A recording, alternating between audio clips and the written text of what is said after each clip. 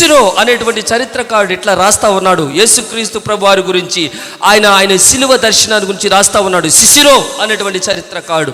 నేను చాలా 2-3 సార్లు చెప్తా ఉన్నాను.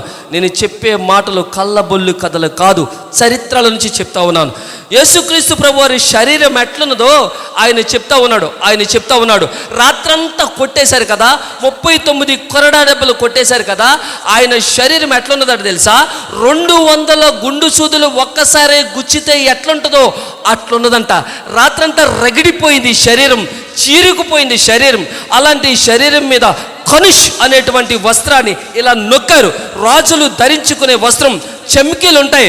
రగిలిపోయిన శరీరం మీద నొక్కితే ఎంత వేదన, ఎంత బాధ, అంత బాధను అనుభవిస్తూ ఉన్నాడంట. ఆయన ఇలా చూస్తే మొక్కం మీద ఫట్మని కొట్టారట. కొట్టిన తర్వాత కొట్టిన దెబ్బకి నెత్తి మీద ముళ్ళ కిరీటం ఉంది. అకేష్ అన్న కొమ్మతో చేసిన ముళ్ళ కిరీటం.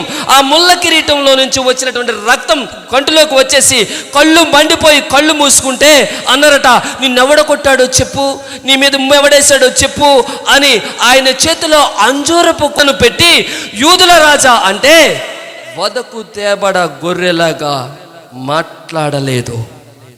మాటలాడలేక కాదు, మాటలు రాక కాదు, నీ స్వరం మోగపోకూడదని.